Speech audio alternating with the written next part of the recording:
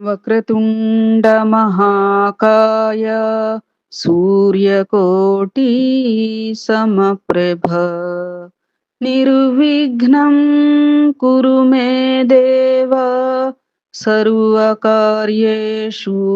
సర్వదా గురు బ్రహ్మా గురుర్విష్ణు గురుర్దేవో మహేశ్వరః గురు సాక్షాత్ పరబ్రహ్మ తస్మై శ్రీ గురవే నమః. శరదా శరదాంభోజ వదనా వదనాంబుజే సర్వదా సర్వదాస్మాకం సన్నిధిః సన్నిధిం క్రియాత్. ఓం గం గణపతయే నమః. సద్గురవే నమః. శ్రీ మహాసరస్వత్యై నమః. మనం దత్తపురాణం నేడు 62వ పేజీ నుంచి 72వ పేజీ వరకు చెప్పుకోవడానికి ప్రయత్నం చేద్దామమ్మా. అయితే నిన్నటి పారాయణ క్రమంగా మనం ఈ యొక్క సుమతి కౌశిక వృత్తాంతం రీత్యా అనసూయామాత కౌశికుడిని బ్రతికించటం, తద్వారా సూర్యోదయాన్ని అడ్డుకుంటారు కదా సుమతీదేవి. ఎందుకంటే సూర్యుడు ఉదయిస్తే తన భర్త మరణిస్తారు అని మాండవ్యుని శాపం రీత్యా సూర్యోదయాన్ని అడ్డుకుంటే అప్పుడు దేవతలందరూ కూడా అనసూయామాతను ప్రార్థించటం, అప్పుడు ఆవిడ వచ్చి సుమతీదేవికి అభయం ఇచ్చి సూర్యోదయం కొనసాగేటట్లు చేయమని చెప్పటం, కౌశికుడిని బ్రతికించడం. ఇదంతా చూసినటువంటి త్రిమూర్తులు అనసూయామాతని ఏదైనా వరం కోరుకోమని అంటే, సరే త్రిమూర్తులే తనకి బిడ్డలవ్వాలి అనేటువంటి ఆకాంక్ష వెలిబుచ్చటం, తరువాత బ్రహ్మ చంద్రునిగా, శివుడు దూర్వాసునిగా, విష్ణుమూర్తి దత్తుడుగా వారి గర్భాన ఉదయించటం, ఇవన్నీ కూడా మనం చెప్పుకున్నాం. అంతేకాక దత్తునికి శిష్యులు ఎంతో మంది ఆయనను అనుసరిస్తూ ఉండటం చాలా ఆయనకి, అంటే దత్తతత్వం ఏమిటి, దూరంగా వర్తిస్తూ ఉండటమే దత్తతత్వం కదా. అందుకని ఈ శిష్యులు వీళ్ళంతా, ఈ సహచరులు వీళ్ళంతా కూడా ఆయనకి ఇదిగా అనిపించి దూరంగా ఉండడానికి ఎంత ప్రయత్నం చేసినా వాళ్ళు ఆయనను వదలకుండా సాంగత్యం కోరుకోవటం, చివరికి అసలు వీళ్ళంతా కూడా నిజంగా గురుభావంతోనే ఉన్నారా, ఎంతమంది వీళ్ళకి నిజమైన గురుభావన ఉన్నది అనే పరీక్ష ఒకటి పెడదామనుకోవటం, అంతవరకు మనం చెప్పుకున్నాం. ఎమ్మా తదుపరి నాడు కొనసాగించుకోవడానికి ప్రయత్నం చేద్దాం. ఓం ద్రాం దత్తాత్రేయాయ నమః. మరొక రోజు సాయంకాలం సరోవరంలో స్నానానికి దిగాడు. శిష్యగణం మిత్రగణం కూడా వెంట ఉన్నారు. ఉన్నట్లుండి దత్తుడు మాయమయ్యాడు. శిష్యులు హాహాకారాలు చేశారు. ఇంతలో ఎవరో శిష్యులలో ఒకడు, ఇది మనకు మరో పరీక్ష, కంగారు పడకండి అన్నాడు. అనుకున్నట్లే దత్తస్వామి సరోవర మధ్య భాగంలో ప్రత్యక్షం అయ్యాడు. దివ్యాంబరాలు ధరించి దివ్యమైన భూషణములతో దత్తుడు ధగధగలాడుతున్నాడు. చేతిలో మధుపాత్ర ఆరారగా మద్యం సేవిస్తున్నాడు. ఎరుపెక్కిన కన్నులు, తడబడుతున్న పలుకులు. ఒక అందాల రాశి బంగారు పాత్రతో మద్యం తెచ్చి పాత్రలో నింపింది. దత్తస్వామి ఆమె కొంగు పట్టుకుని లాగాడు. ఆమె వయ్యారంగా నాట్య భంగిమలో వచ్చి స్వామివారి ఒడిలో వాలింది. ముద్దులు, మురిపాలు, ఆలింగనాలు, ఈ వ్యవహారాలన్నీ జరుగుతున్నాయి. మధ్య మధ్యలో ఇద్దరూ ఒకే పాత్రలోని మద్యము సేవిస్తున్నారు.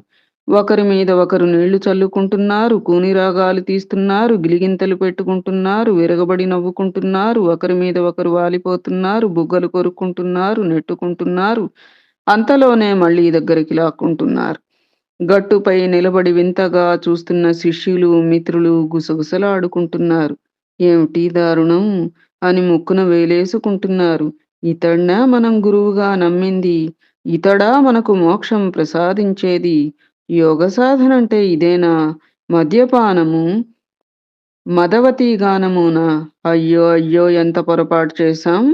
ఎన్ని వందల సంవత్సరాలు వ్యర్థం చేసుకున్నాం.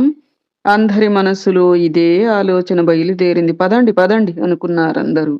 సరస్సు వైపు తిరిగి చీత్కారాలు చేస్తూ కొందరు, మెటికలు విరుస్తూ కొందరు, ముక్కున వేలుంచుకుంటూ కొందరు, మొత్తం మీద అందరూ ఈ ఆశ్రమం పరిసర ప్రాంతాలలోనే మనమసలు ఉండకూడదు. దూరంగా పోదాం పదండి అనుకుంటూ వెళ్ళిపోయారు.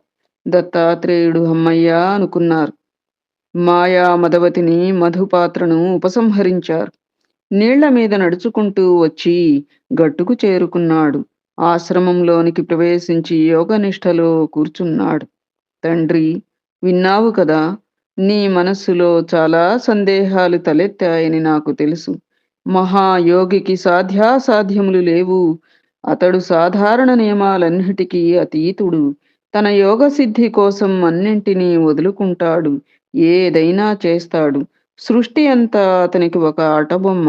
ఒక్కొక్క బొమ్మతో కాసేపు ఆడుకుంటాడు. మరుక్షణంలో దానినే నిర్దాక్షిణ్యంగా కాలదన్నుతాడు. ఆయన దేనికి లోను కాడు. తండ్రి, దేనిని ఆశించినా వాయువుకి అంటులేనట్లే మహాయోగులకు కూడా ఏ దోషాలు అంటవు. వారు ఏది చేసినా అది ఒక క్రీడ మాత్రమే. ఈ రహస్యం తెలియాలంటే యోగ సాధనలో ఒక్క మెట్టైనా ఎక్కాలి. లేకపోతే ఆ శిష్య బృందాల వలె అపార్థాలతో, అసహ్యంతో పారిపోవలసి వస్తుంది. తెలుసుకోగలిగిన వారు గురు కటాక్షానికి పాత్రులై ముక్తి పొందుతారు. అలా పొందిన వారు చాలా మంది ఉన్నారు. అందులో కార్తవీర్యార్జునుడు ఒకడు. తండ్రి, దత్తయోగేంద్రుడిని తలుచుకుంటే చాలు సకల పాపాలు పటాపంచలవుతాయి. ముక్తికాంత స్వయంగా మన ఎదుట నిలుస్తుంది. తన కుమారుడు ఇంతగా చెప్తూ ఉంటే తండ్రికి నమ్మిక నెమ్మది నెమ్మదిగా కుదురుతోంది.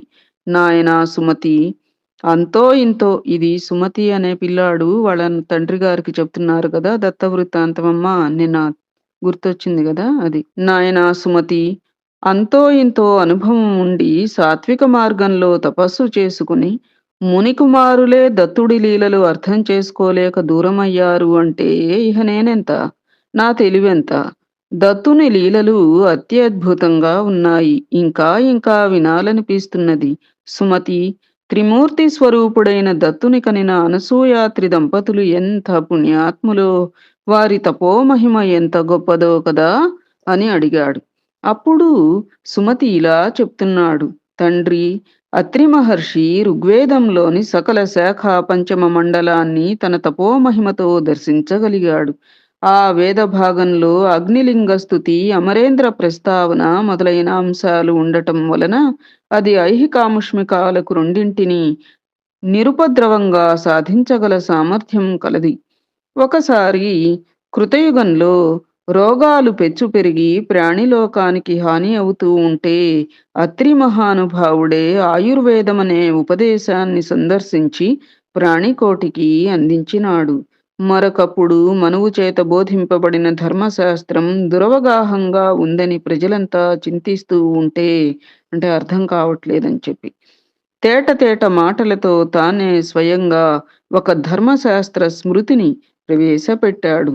మరి ఒకప్పుడు దేవదానవ యుద్ధంలో సూర్యచంద్రులు శత్రువులకు బందీలైన కారణంగా లోకం అంధకారమయం కాగా దేవతల ప్రార్థనల వలన ఆ మహానుభావుడే తానే సూర్యుడు చంద్రుడు అయి లోకాలకు వెలుగు అందించాడు. అలా అత్రి మహర్షి లోక కళ్యాణ నిమిత్తమై చేసిన అద్భుత కృత్యాలు ఎన్నెన్నో, ఎన్నింటినని మనం చెప్పుకోగలం. ఇక అనసూయ సాధ్వి గురించి చెప్పాలి అంటే అద్వితీయ పాతివ్రత్య రూపం, మహాద్భుత తపః పరమావధి అయిన అమ్మ చేసిన మహత్తర కృత్యాలకు సాటి లేదు.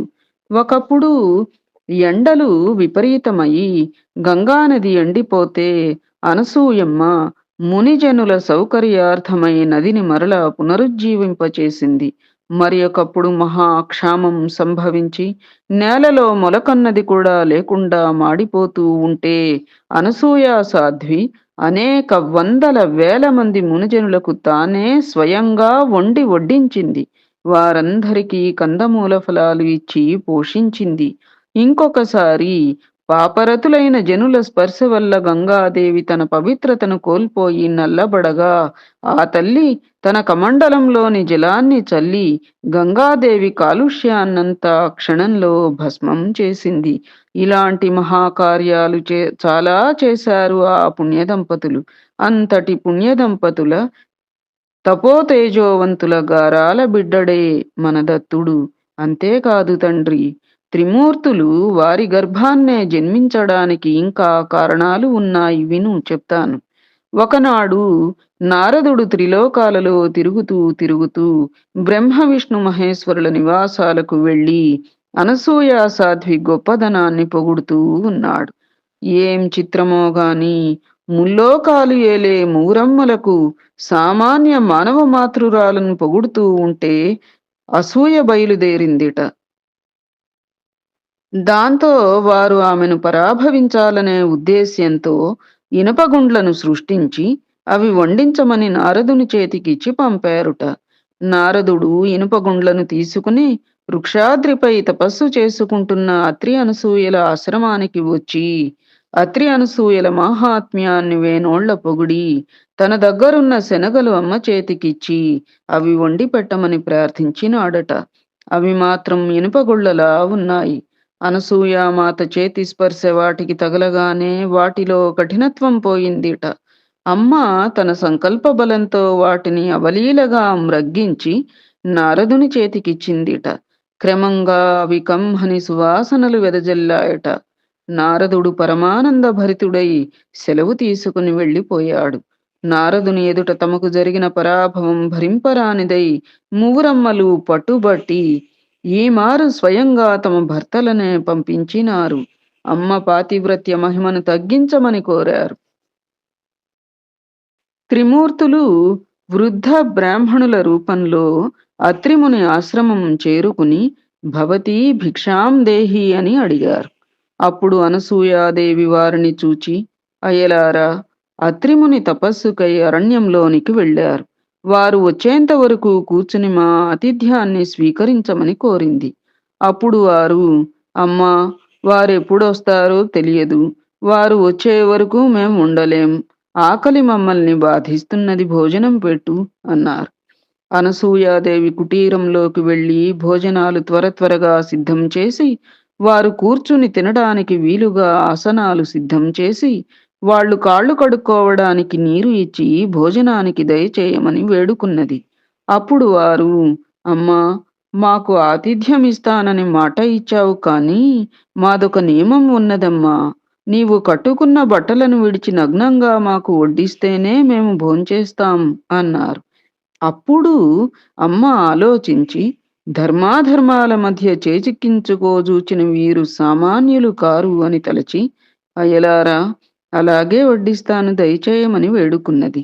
అనసూయాదేవి కుటీరం లోపలికి వెళ్ళి అత్రి మహర్షి పాదుకలకు నమస్కరించి, స్వామి, గృహస్థుల ఇంటికి దేహి అని వచ్చిన వారికి చేతనైనది సమర్పించవలనని నియమం. అట్లుగాక ఆ నియమాన్ని మీరితే ఆకలితో తిరిగి వెళ్ళిపోయిన వారు గృహస్థుల పుణ్యాన్ని తీసుకుని పోతారన్నది శాస్త్రవాక్యం. కనుక నేను వారు నా బిడ్డలనే భావంతో భోజనం వడ్డిస్తాను అని చెప్పుకుని నగ్నంగా భోజనం వడ్డించడానికి వెళ్ళేసరికి ఆ ముగ్గురు పసిపిల్లలై కేరింతలు కొడుతూ ఉన్నారు. అప్పుడు అమ్మకు స్తన్యం వచ్చింది. బట్టలను ధరించి ముగ్గురు పసిబాలురను 3 ఉయ్యాలలో పడుకోబెట్టి జరిగిన కథనే జోలగా పాడుతూ ఉంది అమ్మ. ప్రపంచాన్ని సృష్టి చేసి అలసిన వాడిలా బ్రహ్మ, జగత్తు పాలించి సోలిపోయిన వానిలా విష్ణువు హాయిగా ఉయ్యాలలో ఆదమరచి నిద్రపోతున్నారు.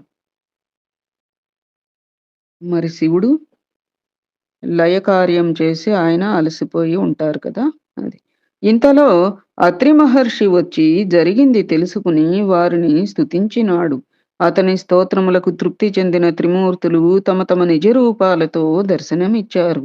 అత్రి మహర్షి అనసూయాదేవితో, దేవి, వీరు నీ పాతివ్రత్యం పరీక్షించడానికి వచ్చారు. నీకు కావలసిన వరం కోరుకో అన్నాడు. అప్పుడు అనసూయాదేవి పాపుల్ని ఉద్ధరించడానికి, లోక కళ్యాణ నిమిత్తం ధర్మాన్ని సంరక్షించడం కొరకు మీరు ముగ్గురు పుత్రులుగా జన్మించాలని కోరిక అన్నది. ఇంతలో అక్కడ మూరమ్మలు ప్రత్యక్షమై సిగ్గుతో తలలు వంచుకున్నారు. అప్పుడు త్రిమూర్తులు చూచారా అమ్మ మహిమ అని తమ తమ భార్యలతో అన్నారు. వారు మరింత సిగ్గుతో తలలు దించుకున్నారు.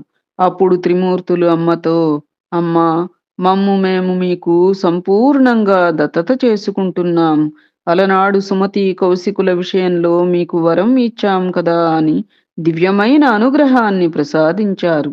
అట్టి వరప్రభావం వల్లనే అనసూయ గర్భాన్ని ధరించి త్రిమూర్తులను తన బిడ్డలుగా చేసుకోగలిగింది అని సుమతి తన తండ్రితో త్రిమూర్తుల ఆవిర్భావానికి గల పుణ్యగాథను వినిపించినాడు. తదుపరి అంశం దత్తుని వైరాగ్య స్థితి యోగం. తండ్రి, దత్తుని యోగ స్థితిని తెలియచెప్తాను విను అంటూ చెబుతున్నాడు సుమతి. మునికుమారులను పరీక్షించిన దత్తుడు ఆశ్రమం చేరుకున్నాడు. ఇన్నేళ్లుగా ఎటుపోయాడో ఏమయ్యాడో అనుకున్న అనసూయమ్మ తన ముద్దు బిడ్డను చూచి ఆనందంతో పొంగిపోయింది. దత్తస్వామి తల్లి పాదాలకు నమస్కరించి, అమ్మా, భక్తజనులను ఉద్ధరించడానికి నేను సహ్యాద్రి పర్వతానికి వెళతాను, అనుమతి ఇవ్వు అన్నాడు. ఎన్నాళ్లకో ఇంటికొచ్చిన కొడుకును చూస్తున్న ఆనందం నీరుగారిపోయింది. చిరకాలంగా అనంత తపోసంపన్నురాలు అయినప్పటికినీ పుత్ర వ్యామోహం ఆమెను దుఃఖసాగరంలో ముంచెత్తింది. వెళ్ళడానికి వీలు లేదని దత్తస్వామిని నిర్బంధించింది. దత్తస్వామి సంకల్పం చాలా కఠినం. తాను కూడా వెళ్ళక తప్పదు అన్నాడు. అనసూయామాతకు దుఃఖం పటరానిదయింది. దుఃఖం చేత, మోహం చేత ఆమె తెలివి మేఘం కప్పిన ఆకాశం వలె నిండిపోయింది. దత్త యోగీంద్రుడు కూడా మొండిపట్టు వదలలేదు. చివరకు దుఃఖము, కోపము ఆగక ఆ తల్లి ఇలా అంది, దత్తా, నీవు యోగివే అవ్వవచ్చు, గురువువి అవ్వవచ్చు, అయినా నాకు బిడ్డవని మర్చిపోకు. నీకీ చర్మదేహం ఇచ్చింది నేను, మరచిపోకు. కనుక నువ్వు వెళ్ళదలుచుకుంటే నేనిచ్చిన ఈ చర్మం నాకిచ్చి వెళ్ళు అన్నది. అది విని దత్తస్వామి చిరునవ్వులు చిందిస్తూ ఉన్నాడు. ఆ నవ్వు చూచి అనసూయామాత బిత్తరపోయింది. ఆమె తేరుకునే లోపునే దత్తుడు తన గోళ్లతో చర్మాన్ని పరపరా చీల్చి అంగీ విప్పినట్లుగా విప్పి తల్లి చేతుల్లో పెట్టాడు. దత్తస్వామి అలా చర్మాన్ని ఒలుస్తూ ఉంటే ఆ తల్లి మనస్సులోని అజ్ఞాన పొరలు వీడిపోతున్నట్లుగా అనిపించింది. చర్మావరణం లేకుండా రక్తమాంసమయమై దివ్యకాంతులు వెదజల్లుతున్న దత్తస్వామి వికృత రూపం చూసేసరికి ఆమె దృష్టి అంతర్ముఖమైంది. ఆ దృష్టికి అనిర్వచనీయమైన దివ్య జ్యోతి ఒకటి సాక్షాత్కరించింది. ఆ దివ్య జ్యోతి దర్శనంతో ఆమెకు అనన్యమైన ఆనందమైన శాంతి, కాంతి లభించింది. దుఃఖ స్పర్శ లేని ఆనందాన్ని దర్శించిన ఆ తల్లి ప్రశాంత వదనంతో మధురంగా బిడ్డవంక చూచి చేతుల్లో ఉన్న చర్మాన్ని అంగీ తొడుగుతున్నట్లుగా మరలా తొడిగింది. అమ్మ గంభీర స్వరంతో ఇలా అన్నది, గురుదత్త, నీవు జగత్తులను చీకటిలో నుండి వెలుగులోనికి నడిపించడానికి అవతరించిన జగద్గురుడవు. నీకు అవధులు లేవు, జన్మ వినాశనాలు లేవు. నాకీ సత్యాన్ని దర్శింపచేశావు. ఇంక నీ ఇచ్ఛాపరంగా సహ్యాద్రి పర్వతంపై కొలువుండి భక్తుల హృదయాలను ఏలుకో. విశ్వస్య కళ్యాణమస్తు అన్నది. దత్తుడు ఉల్లాసంగా అమ్మ పాదములకు నమస్కరించి అనుజ్ఞ తీసుకుని సహ్యాద్రి వైపు బయలుదేరాడు.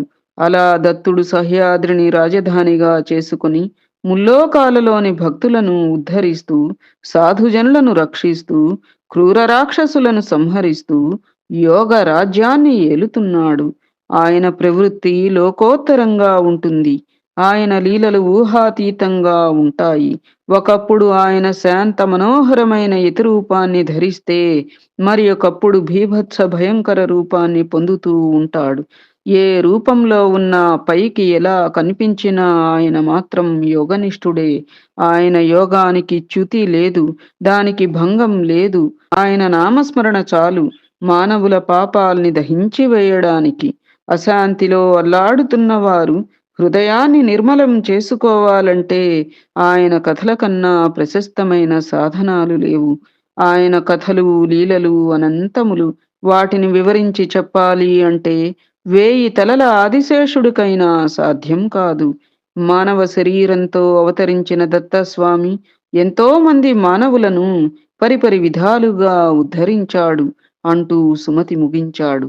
అప్పుడు సుమతి తండ్రి సుమతితో, నాయనా, రాజవంశంలో పుట్టి రజోగుణంతో జీవించే కార్తవీర్యార్జునుడు దత్తుడి అనుగ్రహానికి పాత్రుడయ్యాడు అంటే ఆశ్చర్యం వేస్తుంది. ఇది ఎలా సాధ్యమైందో తెలుసుకోవాలని ఉన్నది. ఆ మహావీరుడి కథ చెప్పి నా సంశయాలు తొలగించు అన్నాడు. కార్తవీర్యార్జున వృత్తాంతం. తండ్రి, తప్పకుండా చెప్తాను విను. హైహయ వంశంలో కృతవీర్యుడు అనే రాజు ఉండేవాడు.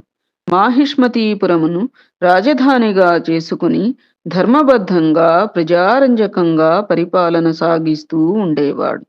ఇది దేవి భాగవతంలో వచ్చింది కదమ్మా ఈ కథ. సర్వ సద్గుణ సంపన్నుడతడు. వేద విహిత కర్మలు తాను ఆచరిస్తూ ప్రజల చేత ఆచరింపచేసేవాడు. ప్రజలకు ఎంత పాత్రుడో శత్రువులకు అంత భయంకరుడు. ఇతడికి చాలా కాలం సంతానం కలుగలేదు. మహారాణి ఎన్నెన్నో నోములు నోచింది, వ్రతాలు చేసింది, తీర్థయాత్రలు చేసింది, కనిపించిన దేవత కల్లా మ్రొక్కింది. ఏ దేవత కరుణించిందో గాని, ఏ మహనీయుడి ఆశీస్సులు ఫలించాయో గాని, చివరకు ఆమె కడుపు పండి నవమాసాలు మోసిన పిదప మగబిడ్డడు చొట్ట చేతులతో జన్మించాడు. రాజదంపతులు దిగులు చెందారు. ప్రజలంతా అయ్యో పాపం అనుకున్నారు. అసలు సంతానమే లేకపోతే ఒక బాధ, కాని ఈ అవిటివాణ్ణి చూస్తూ రోజూ బాధే. వీడు పరిపాలనకు పనికిరాడే, నా తరువాత ఈ రాజ్యభారాన్ని ఎవరు మోస్తారు అని కృతవీర్యుడు బెంగపెట్టుకున్నాడు. చూద్దాం, రాజవైద్యుల కృషి ఫలితంగా కాని, ఏ మహనీయుడి దయవల్లనో అవిటితనం పోకపోతుందా ఏం అని తమని తాము నమ్మపలుకుకుంటూ కాలం గడిపారు ఆ రాజదంపతులు. సకాలంలో జాతకర్మాది క్రియలన్నీ జరిపించి భూరి దక్షిణలతో వేదశాస్త్ర విద్వాంసులను సంతృప్తిపరిచి అర్జునుడు అని నామకరణం చేశారు. కృతవీర్యుని పుత్రుడు కనుక కార్తవీర్యార్జునుడు అయ్యాడు. చేతులు చచ్చుబడ్డాయి అన్న మాటే గాని అర్జునుడి శరీరం అంతా వజ్రతుల్యంగా ఉండి తెలివితేటలు అపారం. గురువులు నేర్పుతున్న అన్ని విద్యలలోనూ ఆరితేరుతున్నాడు. క్రమక్రమంగా యుక్త వయస్సు వచ్చింది.